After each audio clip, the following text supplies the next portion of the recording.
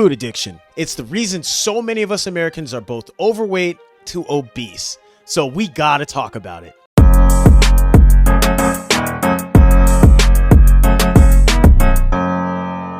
What's up, YouTube? Welcome back to the channel. My name's Achidi, and I'm your personal trainer giving you a common sense health education. And today we gotta talk about a topic that many people don't want to talk about. That's food addiction. Of all the types of addictions that are out there, food addiction is one that kind of gets a pass if you ask me. We all gotta eat at some point in time, so denying people their need to eat or their desire to eat foods they like seems like I'm being evil or being an asshole. But the reality is, addiction is addiction. And as someone who is an alcoholic who has earned 6 years of sobriety, I know a thing or two about what addiction looks like and what the causes are, and ultimately what it takes to overcome it. So in today's video, I'm gonna show you that addiction, especially food addiction, doesn't have a look. It actually, just like alcoholism, has more of a mindset and behaviors associated with it, and done long enough, can contribute to looking like a food addict. You know, someone who's overweight to obese, or even, God forbid, morbidly obese. But we all got to start somewhere, and so I'm going to show you some examples of just what food addiction looks and sounds like.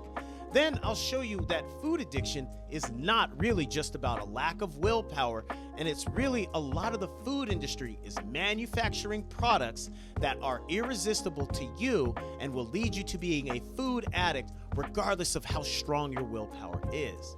But it's not all doom and gloom. At the end of the video, I'll not only show you how to recognize that food products are going to lead you to having an addiction to them, I'll give you some simple strategies on what you can do when it comes to organizing how you eat and what you eat so you can actually be healthier and you can minimize your chances of becoming yet another food addict. So sit back, relax, and strap yourself in because we're going to touch on some topics that people don't want to talk about, but you all need to hear. So get ready, hit that like button, subscribe to the channel if you're not already a part of the community, and let's get into the first example of what addiction, and specifically food addiction, sounds like. First up, let's talk about some of the signs and symptoms of being a food addict. And like I said, addiction doesn't always have a look. It has a mindset and behaviors associated with it. And most people wouldn't think that I'm an alcoholic when they look at me, but due to my mindset and behaviors surrounding alcohol, I definitely was a certified alcoholic. Watch what this gentleman has to say about the way he goes after and seeks out all different types of fast food, because this is addict behavior. I would literally go from one fast food place to get like their burger or whatnot and go immediately to the other place because I like their fries better. Right. And then after that, a few hours later, I'd go head over to like a Taco Bell, Taco Bueno, not trying to call them out like that, but I just knew where to go. Basically, what he's describing is being an addict means that you are always trying to seek out your next fix, whether it's alcohol, whether it's drugs, gambling, sex, whatever it is. Your whole day is consumed by seeking out and getting whatever it is you want. And this is different from having a preference for like, oh, I like In-N-Out or I like McDonald's fries.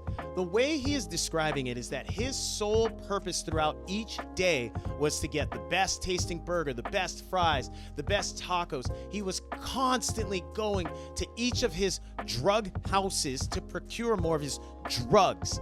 Whether it is fast food, alcohol, gambling, whatever it is, if you are orienting your day, your behaviors, your everything is all about finding your next fix, you, my friend, are an addict. And it doesn't matter if you're in shape, you're out of shape, you're rich, you're poor, you're old, young, man, woman, whatever it is, it's all about the behaviors. Addict behavior is addict behavior. And like I said earlier, I am a certified addict. I'm an alcoholic. So game recognized game, and this man sounds very familiar. I myself would do similar, where I knew, oh, I can go to this liquor store and I can get the pint-sized bottles. The dude doesn't ask me any questions. I'm in and out real quick. But when I needed to get my fix again, I can't go back there. That dude already saw me, so I got to go to a different store. I know they got a better price on the bottles of vodka, and I'll go buy it there, and I'll get my fix then. And then if I needed to get something in the earlier part of the day, I knew exactly where to go, where I wasn't going to get hassled. It was the most convenient. This man and me were doing the same thing, where we were going around from space to space trying to get our fix, and that was it. Yeah, we'd have work and other responsibilities, but those came second or even third to getting our fix. So if any of this behavior starts to make you feel a certain kind of way, or you're looking at some of your behaviors and you're like, oh crap, I do that, you, my friend, might be an addict.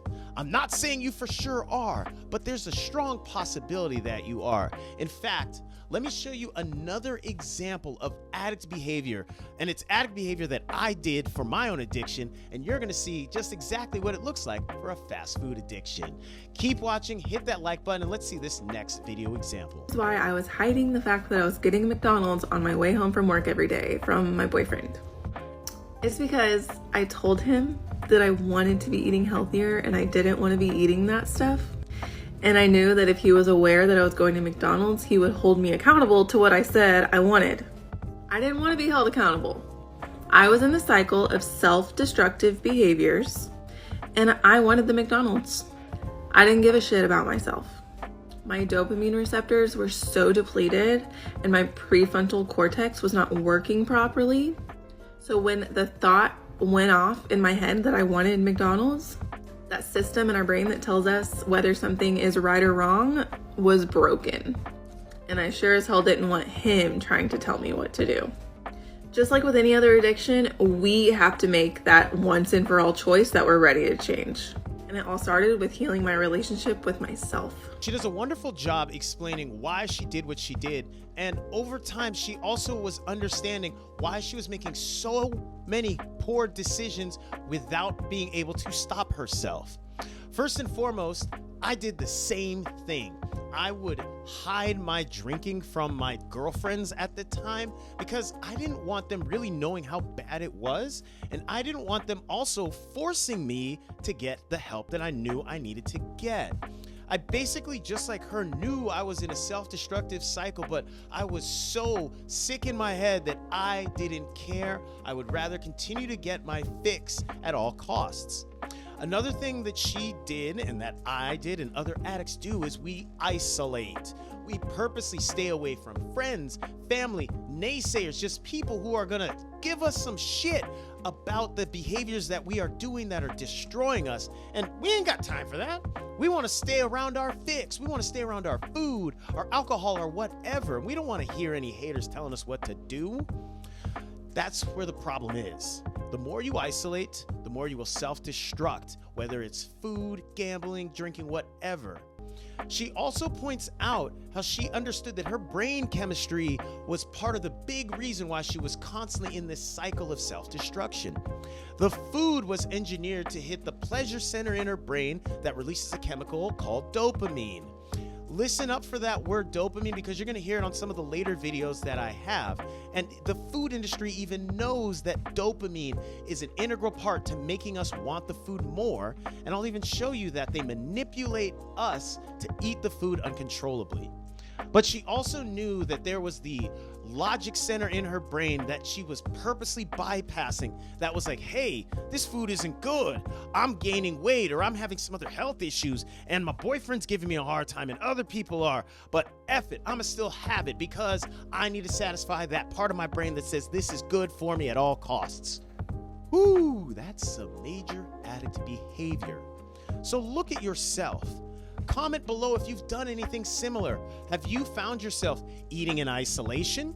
Maybe you stop at the drive-thru on your way home, and before you walk inside, you eat all the food and you throw it out elsewhere? That's something that many people do. Hell, I would throw away bottles of alcohol that I drank in the parking lot before I got home because I didn't want there to be any evidence around. And also, let me know if you've ever had that uncontrollable urge to continue eating any kind of food, even though you know it's bad for you, because I believe your brain has been messed with. At some point, it no longer is a willpower act that you are constantly doing whatever it is you're doing. At some point, your brain chemistry has been altered, so now you are drawn to that food at all costs. And in order to avoid any kind of withdrawal symptoms, because withdrawal symptoms happen when you're away from whatever it is you're addicted from, you constantly have to get it at all costs. And like I said, you are partway a victim in this. Some of it is by your own conscious control, so you're not free from it. But also, the food that you are constantly gravitating towards is engineered to mess with you so that you buy it at all costs. If you don't believe me, check out these next videos I'm going to show you, because it's going to explain a lot. But the moral of this story is isolating, hiding your behavior, and doing something that you know is bad for you are three big signs of addiction. And especially when it's a food addiction, it's hard to see it till it gets real bad. I don't know what she looked like when it was real bad, but she doesn't strike me as someone you would immediately think has a food addiction. Because like I said, addiction doesn't always have a look. Addiction can look like anyone out there, but it comes down to your mindset and your behaviors, and that is the defining point of you being an addict. So let me know down below if you've done anything similar to what she has done, but buckle up and get ready. You're about to get a little bit angry, a little bit pissed off when you realize and you hear some of the ways that the food industry is engineering food to make it irresistible to you, and that's going to keep you addicted to it, that's going to keep you eating it, and that's what's going to cause you to be fat and unhealthy, and it could end your life early. Easy to think that some of your favorite processed foods are created in a kitchen with a bunch of chefs working together to stumble on the best recipes. But the reality is that these foods are made in laboratories with scientists systematically finding the bliss point that makes you most addicted to their foods. One example is the company that makes Ben & Jerry's ice cream. The way they come up with the best recipe is to put a person into an fMRI machine, scan their brain while they drip ice cream solutions onto their tongue and see which one lights up their pleasure centers the most. And I say this to you to understand that what you're up against is not just some delicious foods, it's literally engineered products to get you addicted to it. So did that make you angry? Did that make you realize the food industry is really not your best friend? Like he pointed out, the food industry is not all wholesome, all nice. The food industry is just like any industry out there where they want to make the most money by getting the most customers to use their products as much as possible. So in order to do that, they're not just cooking up your favorite products in a nice happy place like a kitchen with a bunch of Keebler elves or Aunt Jemimas or all those characters that they have. No, they make their food in a laboratory. And he brings up the example of Ben & Jerry's, you know, the ice cream company, and they have a very wholesome looking package. They make them sound so wholesome. But here's the insidious part. In order to determine what flavors they're going to put out to the market, to the masses, they use a ton of science. They literally will put a test subject into what's known as an fMRI machine, or a functional MRI machine.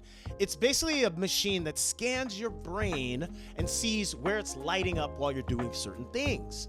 What they have the person do is they put them into the machine, they turn it on, and they try different flavor combinations on the person's tongue.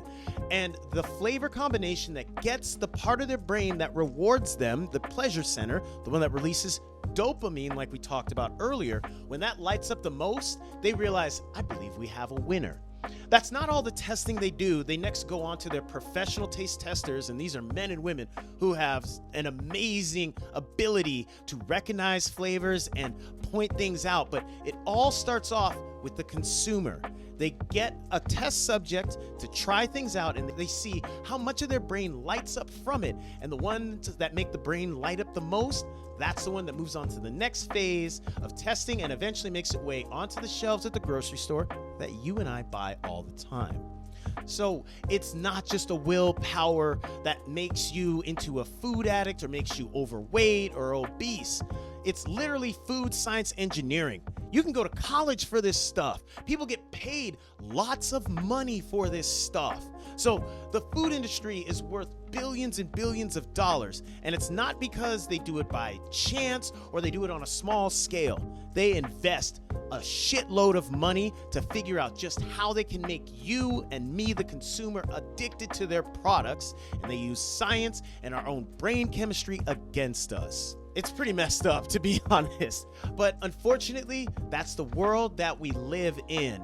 And I want to show you just a little bit more of the science behind what the food industry does to make their products just irresistible. But also, this knowledge is going to help you be more equipped to better choose foods that are pleasurable and enjoyable, that are not, but also are not going to be quite as addictive to you. So hang tight, I got another science-based video to show you. So hit that like button and let's get into our next video that exposes why foods become just so damn irresistible and we become literally powerless against it. You ever notice there's some snack foods that are nearly impossible to say no to? Some of them, once you start eating them, it's nearly impossible to stop. Food makers, they found a way to make foods highly addictive. I know I was addicted, but now I know what to look for on a nutrition label. I'm going to show you a few things to keep an eye out for, so that way you'll know how to identify super addictive foods. There are 3 macronutrients. There's protein, carbohydrates, and fat.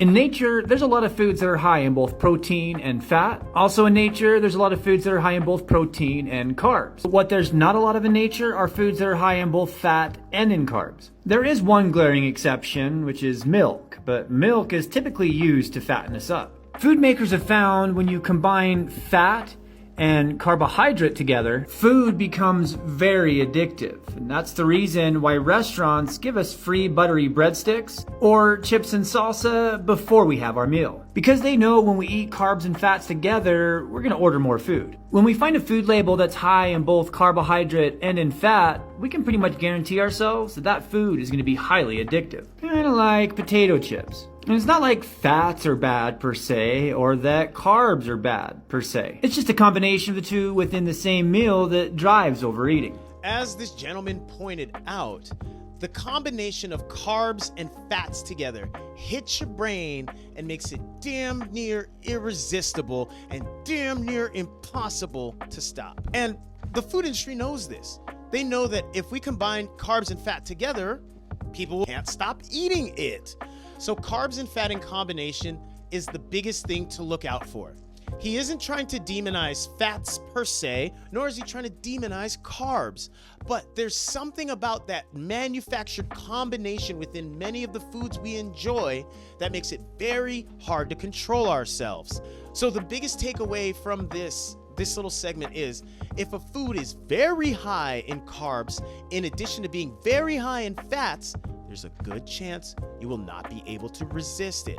So let me know down below if this is blowing your mind or if it's opening up your eyes to see some of the ways that the foods you gravitate towards are drawing you in because of that fat and carbohydrate combination. So now we've gone over what makes food highly addictive, what causes us to be addicted to it within our brains, and some of the insidious science that the food industry uses in order to make it so that we are unable to control ourselves around their products. Now I'm going to equip you with the knowledge and know-how to spot a highly addictive food based off of the nutritional label. Here we go. This is the chocolate Oreo shake, the large one from Baskin-Robbins. Like I said, this is considered a dessert beverage that people have like at the end of dinner or in the afternoon if it's real hot. But bottom line is, this is not the only thing that they eat all day. And as I'm about to show you, it has more than enough calories that it should be the only thing that they eat all day. So here's the nutritional label, and let's just jump right into it. This is a 32-ounce drink, so it's about 2 pounds total of mass. That's a heavy beverage. And this 2-pound drink packs 2,600 calories in it. For reference, the typical adult, male, female, whatever, but just the average adult requires only about 2,000 to maybe 2,500 total calories per day in order to maintain their body weight. There are some obvious differences. Some people are taller, shorter, bigger, smaller. Some people are more or less active, but just for reference sake, 2,000 to no more than about 2,500 calories is what most of us need to eat during the day.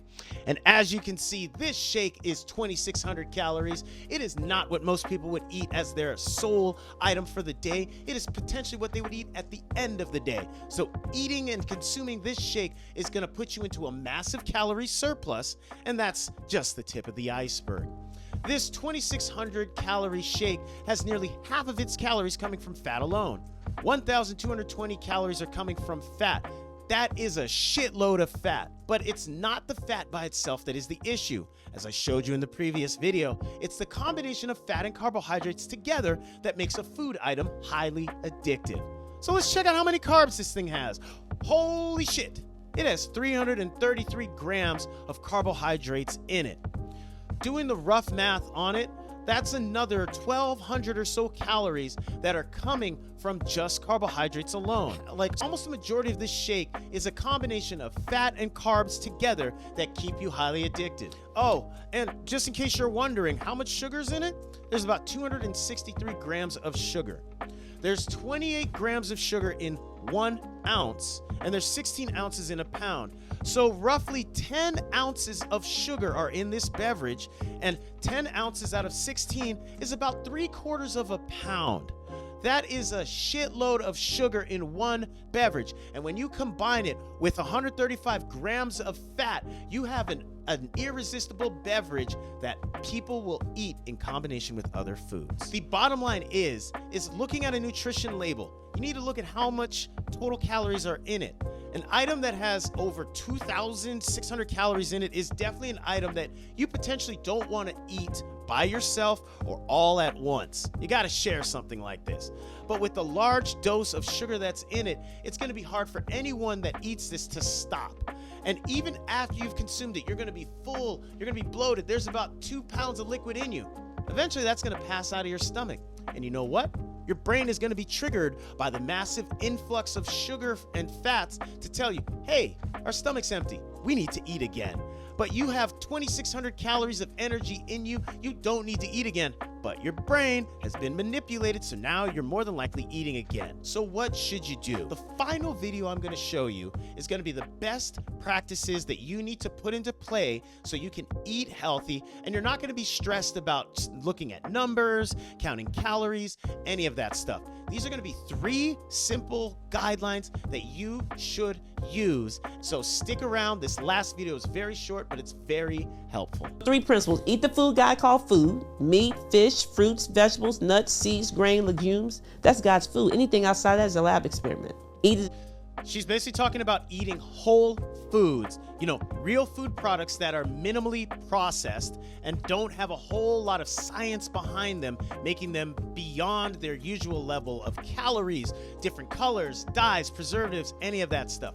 Eat foods that have the least amount of processing to them, and you will be consuming far less addictive food. As close to its original state as possible. So an example, eat the orange versus drinking the orange juice, right? Right. Eat God's whole food, like eat the whole cauliflower versus the cauliflower rice, okay? Like the broccoli shouldn't be mushy, okay? The cabbage shouldn't be mushy. Collard greens shouldn't be mushy. That's where the nutrients are, right?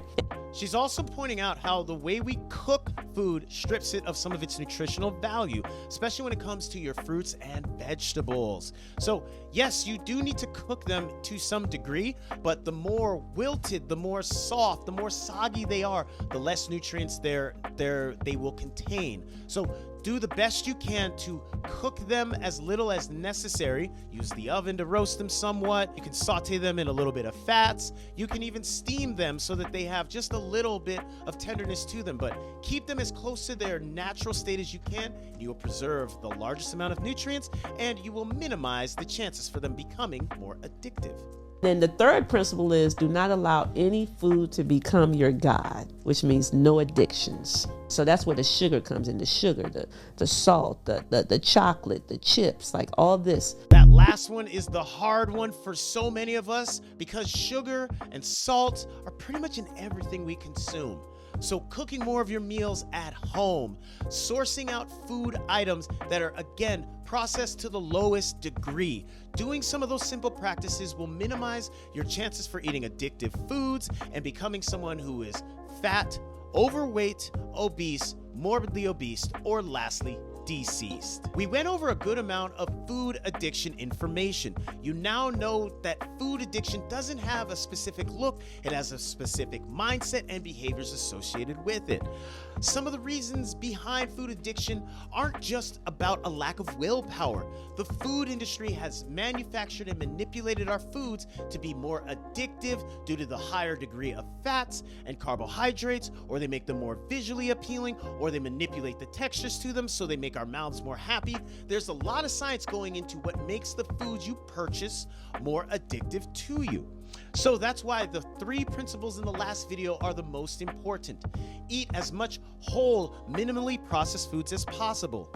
Eat that food in its closest to its natural state as you can, and don't allow any foods to become your gods. You do not want to become addicted to sugar or salt or anything. You want to remain in control, and by remaining in control is how you remain healthy.